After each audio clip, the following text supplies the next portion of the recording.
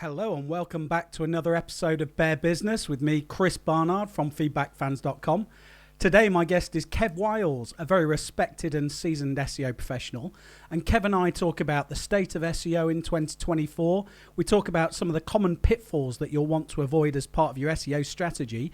And we take a look at what the future may hold for SEO with AI and the impact of ChatGPT and other large language models on SEO. Kev Wiles, thank you very much for joining me on Bare Business. It's a pleasure to have you here. It's very rare that I get to speak to someone who's been in SEO longer than I, and that makes me nervous and happy at both the same time. How are you doing, sir? Yeah, all good, thanks. Thanks firstly for having me on. It's good to be here and finally talk about SEO again. Talking about SEO, it's a hot topic. It's a topic that I must get more queries from clients about than any other. And something that's very popular at the moment is personal branding in SEO. So how you are ranking yourself, your name, how you are ranking yourself compared to things you might do. So for example, I am also a musician. I also have a podcast. I run a marketing tech business. But we understand that the history of Kev Wiles is a bit different. You are an SEO consultant. You used to be Kevin Wiles. Would you like to start with why you are the artist previously known as Kevin Wiles? Yeah, for sure. So it's actually started from even before I guess, knew SEO was a thing. And then has been, as Google has advanced and sort of changed the way they work on things. And, now if you Google like a famous actor, you get sort of like the knowledge panel to say, hey, Brad Pitt is an actor, etc., etc. He's been in these films. So for a period of time, there was unfortunately someone in the US, which I won't name, that was an actor, and he used my full name and his stage name, which is hard anyway. I'm not sure how he came up with that name. And he was in gay porn, which was totally fine, until more recently, probably over the last 18 months, where Google has started giving knowledge panels to people that are like actors and those sort of disciplines. And what that has resulted in is when you Google Kevin Wiles, you now get Kevin Wiles in a knowledge panel, which is great, but it says Kevin Wiles, porn star, not so great. And that was like sort of intensified when I started to try and work and get in some US brands, just because that's where I wanted to focus for a little period of time. Obviously, he was from the US, so there was more content about him in the US than there was about myself, like IMBD profiles and stuff. So I've had to essentially try and now diversify and change my name. And that's more so that while you can do things to improve the knowledge panel through like link building, digital PR, it's actually really, really tough to change that things.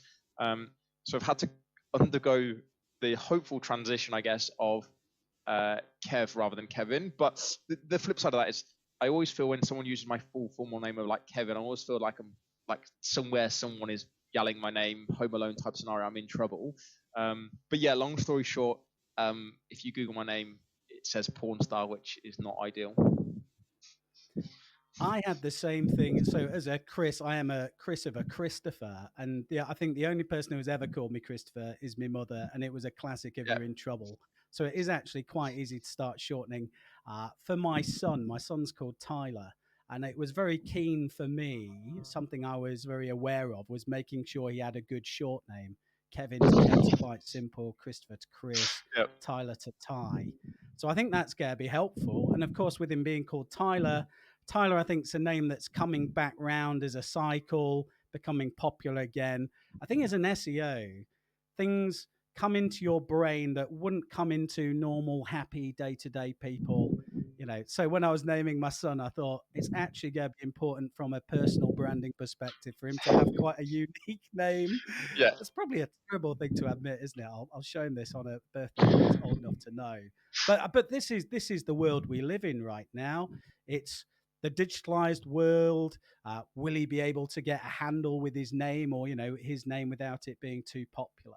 I think the personal branding aspect, and this must be something, you have your own website as an SEO consultant. It's become very popular to try and create a personal brand for yourself, whether that's short form videos, podcasts. Do you want to just talk to us about your journey, sort of promoting yourself as Kev Wiles, the SEO consultant, and how important personal brand is to you and how much you think about it on a day-to-day basis. Yeah, I mean, until probably I left Halfords and went essentially freelance, I never really thought about, oh, I need to have a brand. I need to have like consistency between like fonts, colors, logos, coloring, how I talk, and all that sort of stuff online. It was very much just like, if I saw a conversation I want to be involved in on Twitter, I went and did that, even if it was good, bad, or indifferent. It's only, I guess, post leaving Halfords and going freelance, you start to realize like, hey, you know, first you need to decide what types of clients you need and want. And I think once I'd done that, I realized those people probably were going to go do some due diligence and therefore needed to see where I was appearing, needed to see what I'd done, where I'd been up to. And then suddenly you do have to go, as much as I hate, SEO Twitter and I hate Facebook and those sort of things, and would rather be off, all social platforms, you realize in a digital age for someone who works in digital, you kind of have to at least have them owned, so you own them with the right branding and sort of like the narrative.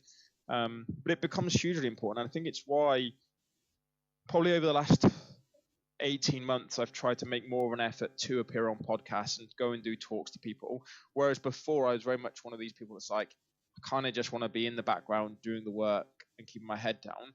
But you quickly realize that like, you do need, I guess, that word of mouth and that sort of like exposure a little bit. I was talking to sort of like a business coach sort of consultant that I speak to regularly the other day, and he was saying I need to start like doing stuff on TikTok because like it's where the market is going, right? And for me, the thought of recording video content of myself talking about things is not something I would enjoy doing unless I had a few rums inside me. And that's purely because like, I think as well, SEO, there is a million ways you can solve the same problem in SEO, but inherently like in doing that, everyone will always have an opinion or view of like, hey, your way is the wrong way, you should have done it this way, and that's not the right way, you should have done it this way.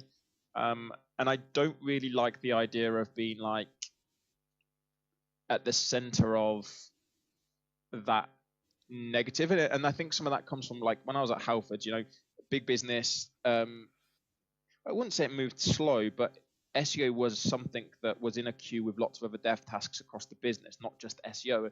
And I think I only had to log on Twitter like once a week to see someone somewhere going, the SEO at Halfords needs to be sacked, this is wrong, this is wrong. And you're like, yeah, but what you don't understand is the stuff behind, like the context of why it's not being fixed. And as an SEO, I was well aware there were lots of issues, but that over time starts to create this like imposter syndrome type feeling, and it's like, well, I'm not sure I want to go and do that stuff again and create that publicity. But you do just have to like sometimes just get on with it, right, and realize that you're never going to be friends with everyone, and it's the same in real life. But it's sometimes is a challenge, and like I said, the thought of doing TikToks and stuff, it's just like, no thanks. So many great points here. Right. First one, we'll pull you up on next. We like that. That is a good business coach. We like that business coach. It is the way it's going. I have been talking to clients this year about the new marketing era, right? And this new marketing era is, here we are today on this video, vodcast, podcast. Why would you do it? Well, if you work in marketing, you say, right, I need short form video content these days. I need long form video content these days. I need audio content these days because people want the authenticity, the spoken word. I have been promoting it in businesses for 5-7 years as a great way to become part of someone's routine, part of their day to day. And literally, there is no better way, I don't think, in the modern marketing spectrum that you are going to be able to get into people's lives through anything but the short form video. TikTok's been massive for a lot of clients.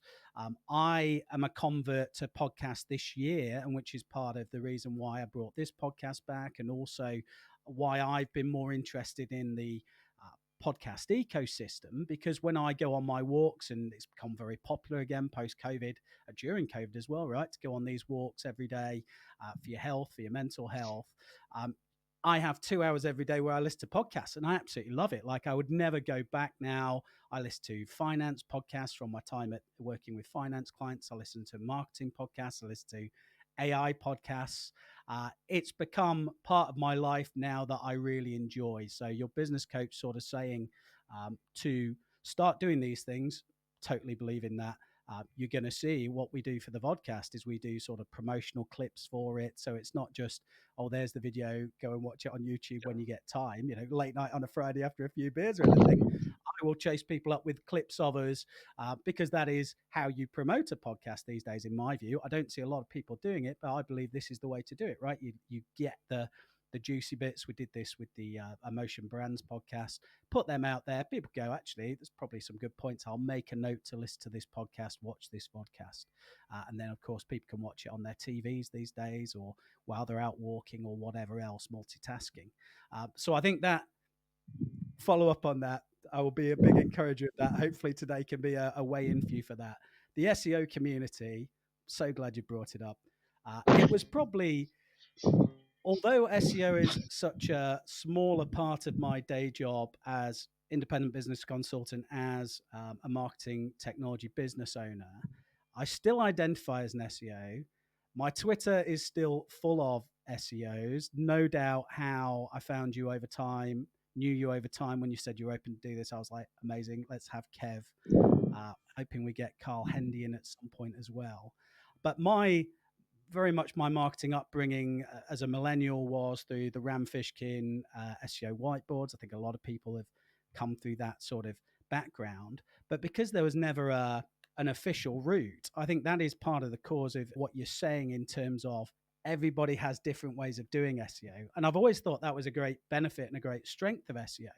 But it also causes the moments where there's people falling out. SEO Twitter is a particular, if you're not aware of SEO Twitter, many of you listeners who are not partial to these SEO communities won't be aware, but it's an incredibly disperse, lots of different ideas. There's a lot of great things that come out of the SEO community, but there's a lot of infighting and frustrations that happen as well, isn't there? It's I think it puts a lot of people off. And I think actually me being more distant from that community, I was not as brave as you. I would just let them get on with it. I loved sitting in the background. I would try and weigh up both sides and sort of say, right, well, I'm going to test this, we'll test that. Whether that was back in the day when we used to buy some links for certain businesses, or whether that is more since it's gone content or gone inbound. That's been very interesting, sort of the change in SEO. So I just wondered what you thought was how you would describe the state of SEO as you see it in 2024, because it's been disrupted again by the amount of artificial intelligence, AI, large learning models such as ChatGPT in recent years.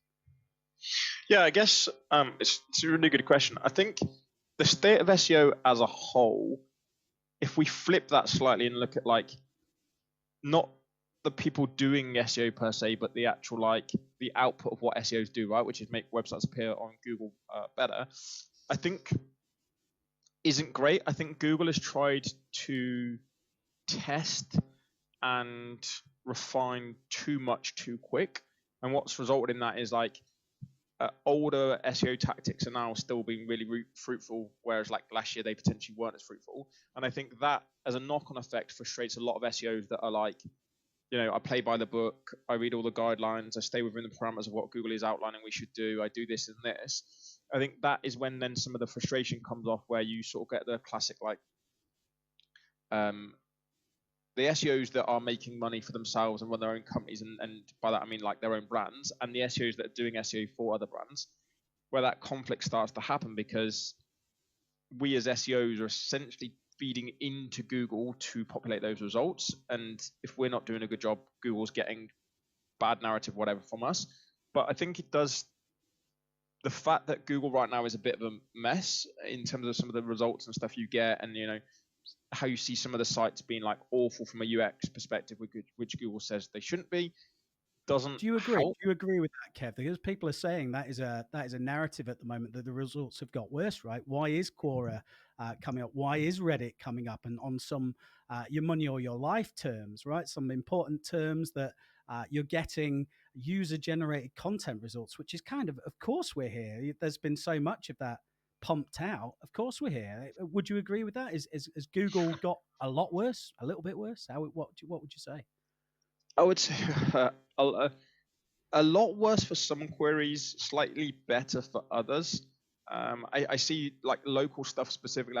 I see in some instances being better. You know, they're better with the map pack and like actually getting the results as quick as possible to the user. But then in others, it's just a mess. You know, like you'll ask a specific question, you'll get a Reddit and Quora type answer, which isn't related, is in a completely different country, like it's from 6 years ago, so it's not relevant because, like, I know, let's say it's about taxes, the legislation, and then all the benefits available have changed and stuff. You know, I think those are things that they will have to iron out over time. But in doing so, right, like it causes friction because at that point you're like, hey, you're asking us to do this stuff within these parameters, but then you're not following those guidelines yourself. Like, how can that work? I think that's where like people start to butt heads and stuff. But I still, the core principles I still stand by, that like SEO is still tech content and links, right? Obviously, like I said earlier, it's like the really macro level things of what's changed and what's moved on. But we as SEOs break everything and then moan when we break it, right? If I look back years ago where, you know, guest blogging and all that sort of stuff and directory links, everyone was like, it's the best thing ever, and then everyone moaned when it broke, and then those people that moaned when it broke or Google caught onto it were like the people that were taking advantage and doing it too aggressively and cutting corners and doing things that were a bit shady. And it's like, we're, in some regard, we're the makers of our own misery, right? ChatGPT came out, and then every SEO probably out there went, great, I can solve all my content problems. Here's 20,000 words overnight, jobs are good, and feed it a detailed prompt, and, you know, we've done keyword research that's looked at this, and etc. etc. Why?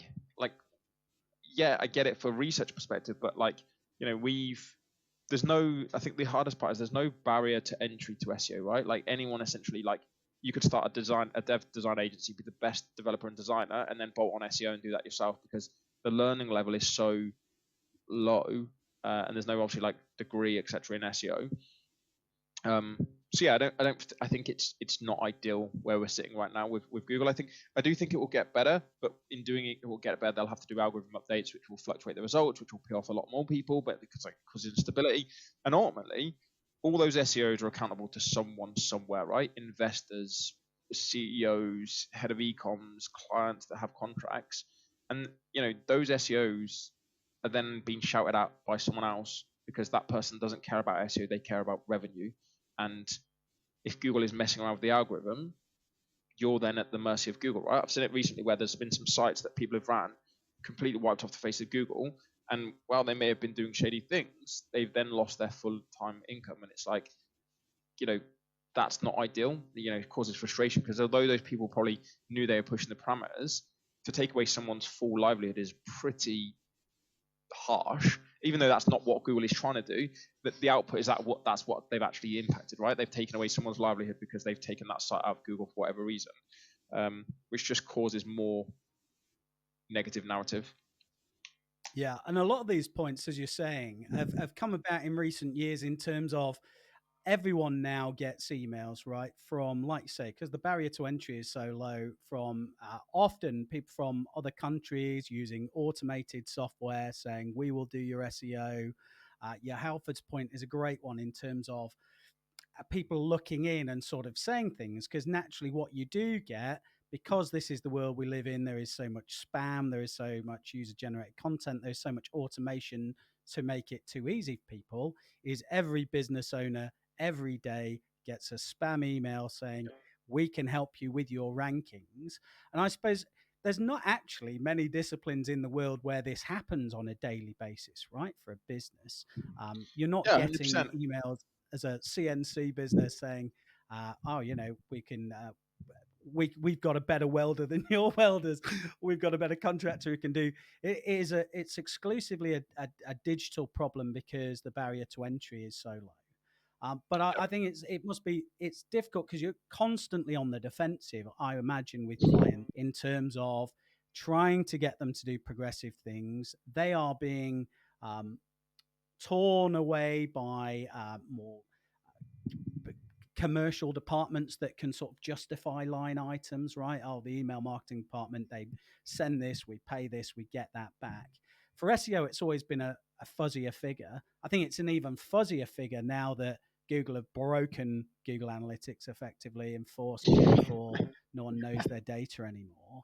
I mean, it's a very tough way to earn a crust of bread these days. And it wouldn't surprise me, and we'll have to take your insight on this, if a lot of SEO consultants are going back into different parts, probably into the automation data pieces, actually, because they were early adopters, always smart people, SEO, regardless of the varied personalities and the fallouts in SEO. They are all smart people, I find. So I'd be interested to find out if sort of people are diversifying away from SEO, Kev, or do you think it's going the other way? Are more people sort of sticking it out and finding ways for SEO to work in this new environment? I think definitely the people that, like, let's call them SEO influencers, right? The people that are more like out on social media and stuff. I definitely see more of those people making the transition either immediately or building something now for long term to move away from SEO. And what I mean by that is, like, I see more SEOs now starting their own sites, and most SEOs have got test sites, right, and smaller projects Building and stuff. But SaaS products as well, Kev. See a lot of that, building SaaS products. Yeah. Yeah, and I've got, there's lots of SEOs that I follow now that are genuinely going all in on essentially building their own e-com business and going, hey, these skills that I've learned, I've been doing for other people. If I now invest that time and only build my own brand, the only person I'm then accountable all over time is myself to grow that as a business. And I definitely then also see the opposite, which is like people moving away from like what I would call traditional SEO to break into your point, like data analytics or go into AI, or like I've even got people that were in SEO that are now full-time stock traders. They just moved into Forex. That's their thing now. And I think it's like, because it's getting harder to genuinely do good SEO, some people who probably thought it was a cool career because, like, I mean, when I was early 20s at an agency, I was like, this is a wicked job, right? Like, beer fridging on a Friday, you get to go to the pub and have some beers, meet all these friends. Like, it's a cool little job, right? Like, you don't need to go to the office with an accounting suit and be corporate. I think those people that probably didn't genuinely have a passion for SEO are now going, this is a bit rubbish. Like, we're getting all these negative, like, I'm out. And to your point, I also think like they're moving into SaaS products, or the opposite, where they like, let's say they're the OGs of SEO, they've made a very good career in SEO, they're now stepping out and going, I can make investments into other companies and businesses that bring me a recurring income. I think the next couple of years will be interesting because I do see social search, like let's call it that, or TikTok search, whatever you want to call it, will start to eat more market share from Google. And I think the more Google can't get things right in search, we'll see audiences like the user shift away from Google, which will make it again harder because SEO isn't just Google, right? But everyone goes Google. But I remember when I first started, like, had a client that did was in the sort of Barnard sector. They wanted to solely focus on Bing. They had a way better conversion rate on Bing than they did by Google. So I think the next few years will be really tough for SEO. I think you'll get a lot of people that either jump ship, start their own sites because they still love it but don't want to be accountable to clients. But you're always at the mercy, right? Like, everyone said last year SEO would be dead this time in 2024 because of AI and all that sort of stuff. If anything, it's now the opposite, where SEOs are needed more to clean up things like helpful content updates that have been hit by sites, that sort of stuff, or link penalties is still. So I think it'll be a interesting like 36 months, I think. Yeah. I think it will be. I think SEOs have found it quite difficult for a while because it's been hard to sort of gather. There was a time where you could kind of predict Google's next move, but since the end of sort of 10 blue links, a lot of personalization, it's become harder and harder to sort of justify the routes you're taking, which, as you say, I agree with you. I still think it's mainly a links, a technical and a content perspective, right? That is certainly what I still tell people when they come to me to talk about it. I just wondered if there's anything on that front. We can get some great tips in for the smaller medium enterprise on this, Kev, in terms of what should they be focusing on? Because it's always very tough, isn't it? When you're, say, a small team or a medium-sized team, you've probably not got the benefits of, oh, here's our data person, here's our SEO, here's our paid search person. In a lot of aspects, that's kind of one person. And so they're having to weigh up how much time do I spend on SEO compared to the other marketing mix, right? And we've spoken already about how TikTok and social search, as you mentioned, and social media has kind of taken over as the trendy channel. I just wondered if you've got any tips for kind of the smaller businesses, what they should be focusing on from an SEO perspective. Because back in the day, like you say, I would have said, go get your directory links, go and get some good sponsorship links. I'm a big fan of Bing as well. So I'm a big advocate for Bing. You mentioned Microsoft Bing there. I still tell people, right, people ignore it for exactly the point you're making. People ignore it. So you should be there on SEO. You should be there in paid search as well, is still something I tell people. So I just wondered what tips you have for the audience in terms of what you see working and what might work for them for their small, medium-sized enterprise in SEO. Yeah. I mean, I guess like it's going to depend on if they're a service or e-com business, right? But like, let's take a service provider. I think one of the biggest things I see is those brands looking at keywords and saying, "Hey, let's build this page for that keyword and this for that one, etc." When actually, you know, try and solve the problem. Like, what is the problem that usually leads someone to that service, right? Like, I'll never forget. Haven't been into a Clark's for a long time, but like when I was younger, right? The thing I used to love about going into Clark's is they'd measure your foot, so you'd know the exact The size foot you want. machine. I was going to say, got to be the Yeah, foot machine. Yeah. and then they'd come out with these light up trainers, and you'd be like, "This is amazing! I'm going to be the coolest kid around with these like flashy light trainers." But the problem they had solved is like, "Hey, you now have shoes that fit you correctly, right?" And it's the same with like I was working with a client the other day, and like they'd create a load of content and it wasn't doing anything. They'd done some keyword research, and I was like, "Yeah, but like, are people actually searching that stuff when they need your service, or are they searching I've got this problem and I need a solution to that problem, and therefore map that?" And unfortunately, a lot of those things then don't appear in keyword search tools, right? Because they're like too low volume stuff. But I think like try and really understand the customer and what would lead them to do it. And of course, you do need to own the high level stuff of like plumbers in location, right? But build the brand. Don't just try and spin up a site and be like, "Hey, I'm answering this." Actually put effort into building the brand. If you're a plumber, what are the common things that you could help the user fix themselves? Like here's how to unblock your sink. Because what you'll typically find is those people go, "I actually don't have time to unblock my sink, but thanks for giving me that content, and now I'm going to book you to come and do this job because I'm too busy." And yeah, sure, you'll get some audience that's just, they will get on and do it. But I think focus on building the brand, really understand the customer, and then really narrow down on what you need to own. Like I think see the other side, whereas people will then go too granular on the like e-com categorization or service categorization, where it's like, "Hey, we do Windows, so let's build a Windows page." It's like, cool, but what type of Windows? Victorian style, UPVC, et cetera, et cetera. And that, well, we do Windows, let's just build a Windows page. Like, but like, if I'm searching for Windows, probably know the style, probably know the color I want, probably know the type I want. Therefore, my query is going to be quite long. And if you don't have that content or that page, I'm going to think you can't service that need. I'm going to about to go to a competitor. So again, breaking that down, really understanding the types of products and services you offer, and then building the relevant page around that.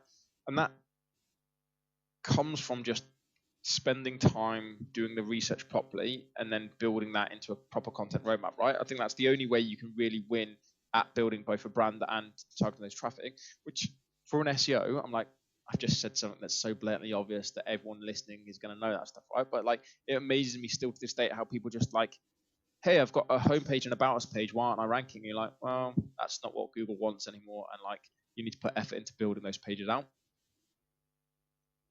Yeah. I think customer research, branding and customer research is coming back.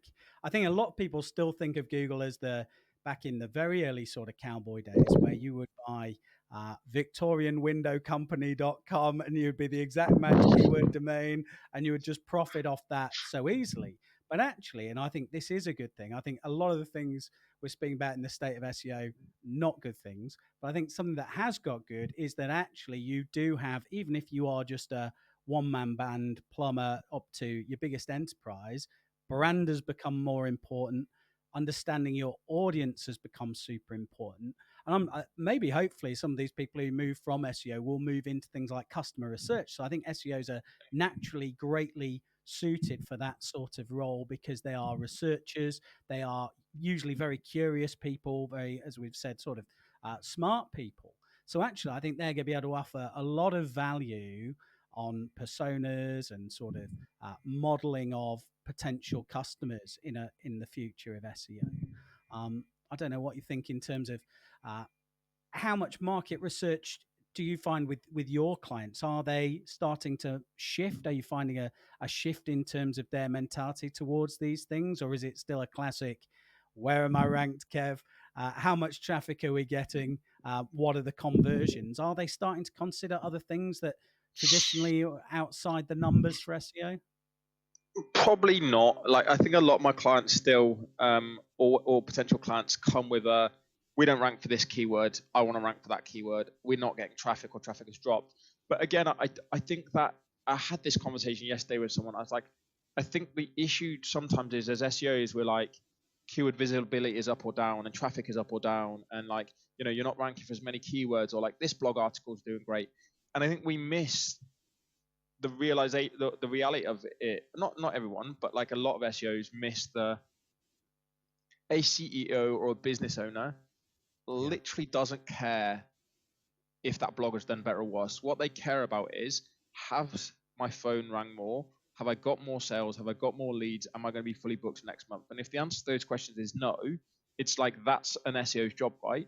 And I think because of that, and the way that SEOs are reported on SEO for so long, people still come to SEOs for SEO work and go, hey, I want to rank for this keyword. And you're like, okay, but why? And they're like, well, that's what everyone is searching for. And you're like, but is it? And I had this a couple of years ago, but like, someone came to me and was like, I want to rank for cars because cars has got load of searches a month and we'll get load of traffic. And I'm like, cool, but no one is going to convert off that keyword. And they're like, why not? And I was like, well, because like, usually you search cars, you then go and do research and go, can't afford that Lamborghini, but I still want a two person like sports car. Okay, cool. So you set a budget and then you refine that to be like, actually, I've outlined I can afford an Audi. Okay, cool. So my search is now Audi TT, not cars. And then what I've realized is I want a grey Audi TT. So your search is now grey Audi TT. And then what you've searched is probably afford the petrol and then the S line version. So it's now S line petrol Audi TT Coupe 2016 because you know the year you want, because you know what budget you've got. That's what's going to convert. The journey for cars was just the entry point. And while it would drive loads of traffic, you argue like, how much effort would it put to rank for that versus the big players versus ranking for something that's like super niche, really, really low levels of traffic, but high intent in terms of conversion. I'd rather have 10 of those keywords that drive 10 searches a month, of which 5 convert, than 100,000 visits off the back of cars, which could mean anything for that user. yeah, because that's a great point in terms of the mistakes people can make in terms of SEO. And I think that is one of the most common ones where I think there's a great quote, which was a little bit of knowledge is a very damaging thing or something to that effect. Because I think that is bad for a lot of business owners, particularly those who maybe have done a bit of marketing in the past or whatever, because a lot of them feel it's still a golden bullet, even in 2024, where they say, right, if I rank for this betting query, thinking back to my finance days here, this betting query in particular, if we rank for that, then we're going to get loads of business. So that's all I want you to do, Chris. Focus on that. And actually, these strategies, I mean, you can prove it now over time. Like, this is not a commercial intent keyword. This is not a keyword that people use to buy from. It's probably higher up in the funnel. Then you get into conversations about that. So it gets more difficult. What other sort of SEO mistakes do you see being made? So I'm just thinking for the podcast listeners, it's going to be useful in terms of, right, I could definitely avoid doing any of these little bits when we are coming up with our SEO plan or strategy. Yeah, I guess mapping out like the proper like site architecture and content, and like what I mean by that is like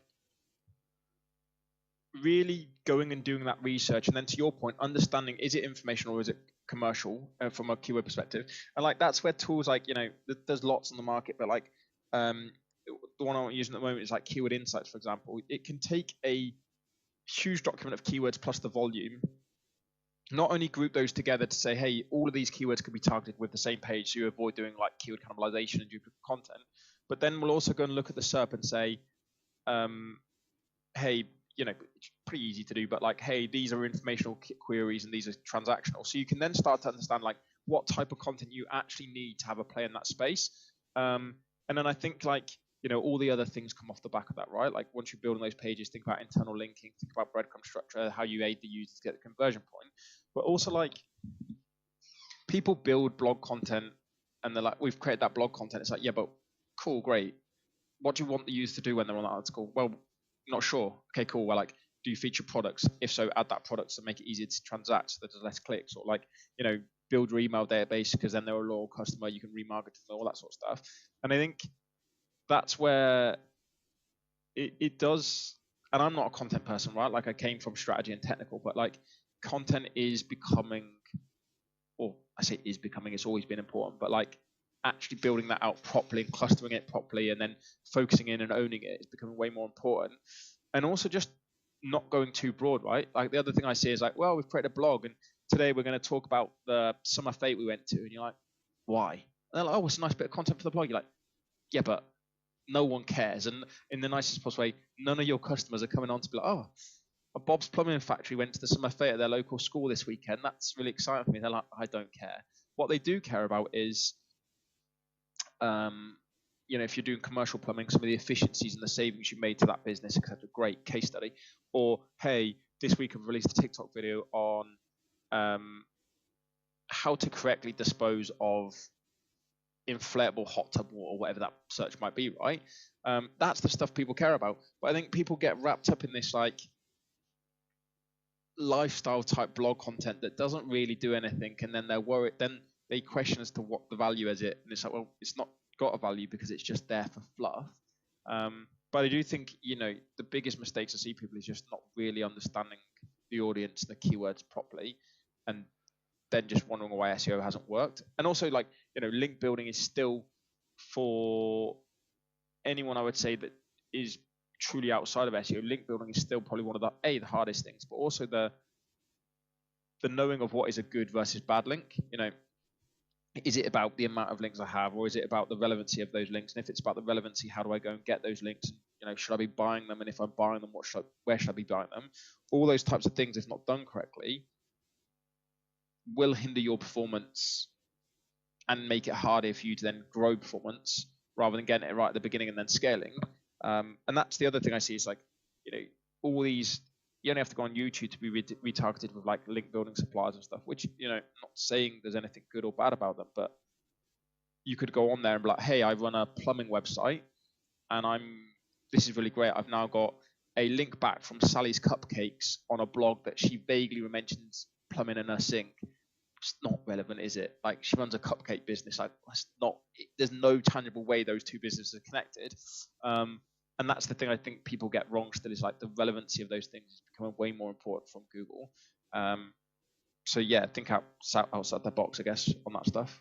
The biggest mistake I see in SEO these days is people not having a strategy, which I think links all of the bits you're talking about, right? It's become, oh, we used to do this, or we think that, without the data, or without the overarching strategy that says we're doing this to get this outcome because of this, because then if you do have that strategy, you can relay back to it and say, well, actually, no one cares that we were at the cupcake fair or wherever we were, or we went fishing. I think there would be an argument. I think we mentioned this earlier, that actually sometimes it doesn't have to be super relevant because you're going for that brand play, right? You're trying to get maybe your authority signals up or your trust signals up. And so all the links don't have to be super relevant, do they? But a lot of them do. If you are trying to, particularly if you're trying to rank in a competitive niche, if you are trying to go for, say, plumber in an area, or if you are selling sort of a solution to a problem like a SaaS business, there's probably a lot of people there. And this brings me into sort of the last SEO question I had for you, which is that I think for a lot of businesses, and I would not have believed you, or I would have told you to have banished it from my mouth, Kev, if I'd said this when I started my SEO journey, say 15 years ago. But often I find now when I encourage the businesses we speak to, we encourage to look at the whole of marketing holistically, right, with a strategy. Don't come to us and say, oh, I've got this idea about this keyword, or I've got to run Google Ads for this, right? We say, right, hold your horses. Let's have a look at your customer research, your market research, your branding. Have a look at who you are appealing to and plot a strategy from there. And in a lot of these marketing mixes we do, particularly for smaller local companies, it's actually to get the return from SEO, it's not worth the sort of size of investment. And I say this not because very negative towards SEO. SEO is now a mature field, right? And because of that, people have pumped thousands of pounds into it. The early adopters, the fast followers, people even who were slow by this point in time. Most businesses, if they've been around for more than 10 years, have certainly put a lot of money into SEO. And I have to say to quite a few customers, look, the cost for you to catch up is far higher than you'd want to spend in marketing for 10 years, say, right? And that is going on how much it would cost to create the content and maybe get all the technical fixes that you need. And if you were to be doing link partnerships, link sponsorships, PR, digital PR, come popular again as a term. Mostly it is still try and get links, right? It's link building as you and I knew it from afar. I just wondered if you see that, if there are clients now where you say, right, unless you have this budget, other than make sure your website's developed properly and has the basic on page, probably not going to get a return on invest for you as this type of business. Do you find yourself having that conversation more these days, Kev? Yeah, there's probably 2 points from that. I think the first one is like you hit the nail on the head, where it's like typically now if I'm taking on a client, I don't start with like tell me the keywords you want to rank for, right? I start with what is the business objective, like what is the business trying to achieve in the next 12 months, and then work out where SEO fits into that. And it may be it just doesn't, right? But at least at that point you can work out the reporting, the goals, what you need to relay back to the client about, like their business goal is X, so feed into it from Y. I think there's definitely there are those clients where you have to set those expectations of like, we want to rank nationally for UPVC glazing. Like, cool, what's your budget? Oh, probably £500, but we've got someone in the office that could do a couple of articles a month. He works on accounts, but he won't mind writing. It's like, probably don't get the accountant to write the content because they're not the specialist. And secondly, you're not going to rank well nationally. For outside of all the factors that Google and personalization and all that sort of stuff, like, you're just not. Like the big brands have monopolized that thing so much over time. And you do have to have that honest conversation of like, look, you actually want to do this stuff, you've actually got to invest. And then, sometimes you've got to bow out gracefully and be like, this is only going to go one way and that's going to be a headache because I'm not going to be able to get the results they need. Or you go the opposite way, which is, what's the average order value of that product, and do they actually need to go after the mass market, or is it actually about getting just good high quality leads into the business, and therefore it's actually, you can do it on that budget because the keywords you're going after are so long tail. But for that long tail keyword, if they convert one user, it's like £25,000, for example, which is like their whole year's SEO retainer, as an argument's sake. That is then the other way, where it's like, again, it comes back to the education piece, which is like less traffic, more about converting keywords, niche, like really solid focus. But yeah, you do have to have that view of like, not all business is good business. Yeah, and not all business is good business. But games are always a popular currency around here. It's the last question we ask everybody on the Bear Business podcast. I'm not smoothest segue, but I'm going to go with it. So tell us, Kev, we like to ask everybody because I think it tells a lot about person. What is your favorite game? It can be video game, card game, dice game, dominoes game, any type of game. What game do you like to play? I'm really, honestly, really bad at still playing games. I like don't take much downtime, and if I do, it's chilling watching Netflix. But if I was to install a game today, it would be Theme Hospital. I still find something really like, making sure you've not got rats running around the hospital or that sort of, or a Sims type game, right? Like building the little houses and be like, there's the mansion I'm going to eventually own because I've built it in the countryside, etc. Those sort of simulator games are still top tier for me. And I definitely think, I don't know, there's something quite nostalgic plugging in a really old PC game and stuff, just sticking it on your laptop. Like, oh, this is what I used to play. I was with someone yesterday actually, and they were saying, do you remember the days where you used to have a really simple mobile phone and you used to pull out your pocket to play Snake? And I was like, Yeah, oh, I that was the good old vividly remember days. sitting on swings in the park playing Snake and it being great. But probably, well, Yeah. back in the park at age 16, people could probably imagine with a bottle of cider. But I love that Theme Hospital. One of my brother's favorite games, I think, back in the day. You'd probably Yeah. be hard to play it these days because it must have been Windows 95, 98 on CD. I'm not sure I've seen a Yeah. CD drive for about 5 or 10 years, but there's lots of very good, we won't name them, no free clout, but the cloud-based games software um, that you can download. So there was a remake, I believe, of Theme Hospital a few years ago. Did you come across that remake? I didn't, honestly. I'm definitely one of these people that's like, it's like when they rebought Crash Bandicoot out for the new consoles. I'm like, it's not the same. It's not the same as plugging in your old PlayStation that was like the old leads that you used to have to get and stuff, or the old Nintendo 64 where it had a little glitch. You pulled it out, gave it a good blow, and plugged it back in, and then suddenly it worked perfectly. There's something just, for me anyway, there's something nostalgic about like, oh, that's proper retro. Whereas now, it's just not the same. Like, go online and you download an update and you play it. So it's not the same. Yeah, it is. It's a totally different environment, isn't it? I've been surprised since I've been asking people the question. I've liked how analog lots of people's choices have been, sort of board games and stuff like that. A lot of it is due to sort of family circumstances.